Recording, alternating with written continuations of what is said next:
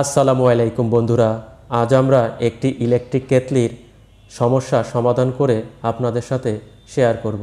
তো দেখেন, এই যে বেজ রয়েছে ইলেকট্রিক কেটলির, এই বেজ আমরা প্রথমেই পরীক্ষা করে নেব যে দুটি কানেক্টার পয়েন্ট রয়েছে, এই পয়েন্ট দুটি আমরা শর্ট করে দেখব।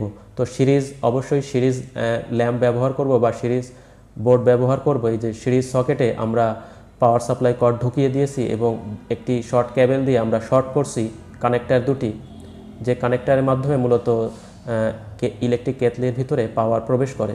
তো দেখেন, আমার যে কর্ড বা বেস প্লেট ঠিক আছে।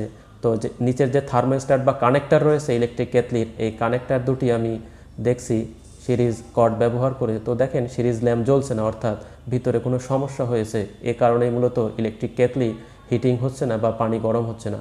তো আমরা ইলেকট্রিক কেটলির বেস খুলব এবং ভিতরে দেখব কী ধরনের সমস্যা হয়েছে। তো মিটার ব্যবহার করে এই ধরনের সমস্যা সহজেই ধরা যায়। আপনারা যদি সিরিজ ল্যাম্প ব্যবহার করতে চান, তাও আরও ভালো। সিরিজ ল্যাম্প ব্যবহার করলে খুব সহজেই আপনারা এই সমস্যাগুলো ধরতে পারবেন। তো দেখেন, এই যে মেটালের যে চুরি রয়েছে কানেক্টারে, এই চুরি থেকে আমি এর যে কানেক্টার পয়েন্ট রয়েছে তা শর্ট করছি। তো একটি কানেক্টার জ্বলছে আর একটি লাইন জ্বলছে না, অর্থাৎ সিরিজ ল্যাম্প জ্বলছে না। তো এই কানেক্টারটি মূলত সমস্যা হয়েছে, বা থার্মোস্ট্যাটের যে এই অংশ সমস্যা হওয়ার কারণে মূলত সিরিজ ল্যাম্প জ্বলছে না। তো মূলত থার্মোস্ট্যাটের প্রবলেমের কারণেই ইলেকট্রিক কেটলি হিট হচ্ছে না বা ইলেকট্রিক কেটলির পানি গরম হচ্ছে না। তো আমরা এই থার্মোস্ট্যাট পরিবর্তন করে দেব। ইলেকট্রিক কেটলি কোনো অবস্থাতেই ডাইরেক্ট করে চালানো উচিত নয়, এতে দুর্ঘটনার আশঙ্কা থাকে। তো দেখেন, আমি মার্কেট হতে এই যে থার্মোস্ট্যাটটি নিয়ে আসছি এবং এর সাথে হুবহু মিলে যাবে। এর যে নাট, স্ক্রু টাইট দেওয়ার যে স্থান এবং থার্মোস্ট্যাট যে পয়েন্টগুলো, প্রত্যেকটার মিল রয়েছে। তো এই মডেলের থার্মোস্ট্যাট আপনারা 80 টাকার ভিতরে মার্কেটে পেয়ে যাবেন। তো নতুন যে থার্মোস্ট্যাটটি আমি বা কানেক্টারটি আমি আপনাদের দেখাচ্ছি, এই যে চুরি রয়েছে, এই চুরি হতে এই কানেক্টার পয়েন্টটি শর্ট করলে সিরিজ ল্যাম্প জ্বলছে এবং এটাও জ্বলছে। তো এই কানেক্টারটি ভালো রয়েছে। তো যেহেতু নতুন কানেক্টার আমরা সেটিং করে দেব। তো পূর্বেরটির একটি কানেক্টার সমস্যা হওয়ার কারণে মূলত ইলেকট্রিক কেটলি গরম হচ্ছিল না, এবং এখানে যে স্ক্রু রয়েছে এই স্ক্রুর মাধ্যমে মূলত এই কানেক্টারটি এখানে সেটিং করে দেব। তো খুব সহজেই আপনারা সেটিং করতে পারবেন। তো আমার কাছে একটি সকেট ড্রাইভার রয়েছে, যার মাধ্যমে আমি এই নাটগুলি সুন্দরভাবে টাইট করতে পারবো বা খুলতে পারবো। যদি সকেট ড্রাইভার আপনাদের কাছে না থাকে, আপনারা নোজ প্লেয়ার ব্যবহার করে খুলতে পারবেন। যদি নোজ প্লেয়ার না থাকে, তাহলে কম্বিনেশন প্লেয়ার ব্যবহার করেও সুন্দরভাবে আপনারা খুলতে পারবেন বা টাইট করতে পারবেন।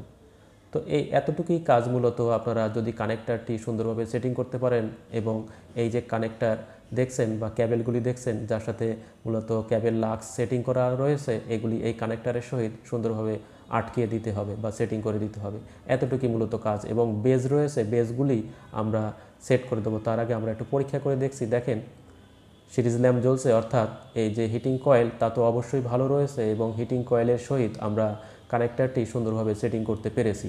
এবং যে বেজ রয়েছে, বেজ আমরা আটকিয়ে নেব। যে 3টি স্ক্রু রয়েছে, এই 3টি স্ক্রু টাইট করে আমরা বেজ মূলত টাইট করে আটকিয়ে নেব বা সেটিং করে নেব। আমাদের এতটুকুই মূলত ইলেকট্রিক কেটলির কাজ ছিল। এবার আমরা পরীক্ষা করব।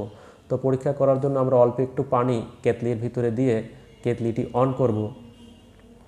যেহেতু নতুন থার্মোস্ট্যাট, স্বাভাবিক সময়ে আমাদের ইলেকট্রিক কেটলি অফ হয়ে যাবে। তো সুইচটিও ভালো রয়েছে।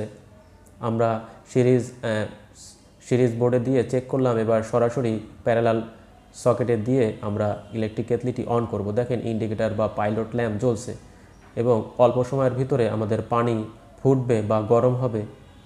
তো কিছু সময়ের ভিতরে থার্মোস্ট্যাট একটি নির্দিষ্ট তাপমাত্রায় ডিসকানেক্ট করে দেবে পাওয়ার। তো পানি সুন্দরভাবে ফুটছে, এবং যখন নির্দিষ্ট তাপমাত্রায় চলে আসবে তখন থার্মোস্ট্যাট ডিসকানেক্ট করে দেবে। তো দেখেন, থার্মোস্ট্যাট ডিসকানেক্ট করে দিয়েছে। এরই সাথে সাথে আজ এখানেই বিদায় নিচ্ছি। সকলে ভালো থাকবেন। আসসালামু আলাইকুম।